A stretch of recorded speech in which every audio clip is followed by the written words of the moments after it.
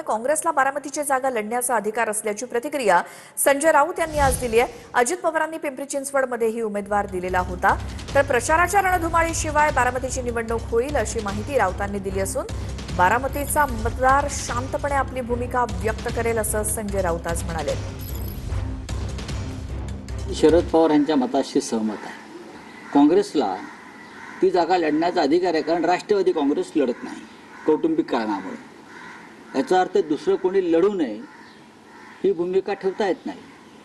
त्याच्यामुळे लोकशाहीमध्ये जर कोणी लढत असेल, निवडणूक लढत असेल, तर त्याला विरोध कशा करता करावा किंवा लढू नको म्हणून दबाव कशा करता आणायचा। आपले वडील पार्थ पवार यांच्या वडिलांनी सुद्धा, अजितदादांनी सुद्धा पिंपरी चिंचवडची पोटनिवडणूक लढलीच होती ना, लक्ष्मण जगतापच्या निधनानंतर, आणि काँग्रेसच्या मदतीनं लढले होते ते। प्रचार सुरू होईल तर अशा वेळेस प्रचारात शिवसेना उद्धव बाळासाहेब ठाकरे पक्ष मग हा प्रश्न तुम्ही मला काल विचारलात, काल त्याच्यावर तुम्ही उत्तर दिलेलं आहे। बारामतीची निवडणूक ही कोणत्याही प्रचाराच्या रणधुमाळीशिवाय चालेल। बारामतीचा जो मतदार आहे तो शांतपणे आपली भूमिका मतपेटीतून व्यक्त करेल, एवढंच मी सांगतो। तर संजय राऊतांना त्यांच्या पक्षातच कुणी मान्यता देत नाही असं नाना पटोले म्हणाले। आम्ही मान्यता द्यावी असं वाटत असेल तर कुठलीही प्रतिक्रिया देणार नाही असं पटोले म्हणाले।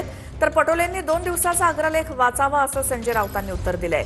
वाचनामध्ये सातत्य असेल तर वैचारिक गोंधळ होत नाही, जे घडलं ते पटलावरती आहे असं संजय राऊत म्हणाले।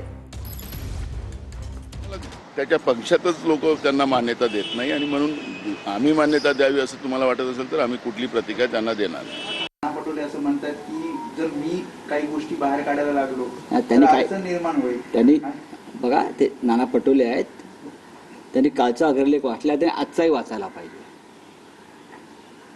वाचनामध्ये सातत्य पाहिजे। वाचनामध्ये सातत्य असेल तर वैचारिक गोंधळ होत नाही। त्यांनी आजचा सुद्धा अग्रलेख आवर्जून नाना पटोले यांनी वाचायलाच पाहिजे। कालचा वाचून काय होणार? सत्य का पुसलं जातं का? सत्य सत्य, जे घडलं ते घडलं, पटलावर आहे। त्यांनी आजचाही वाचला पाहिजे।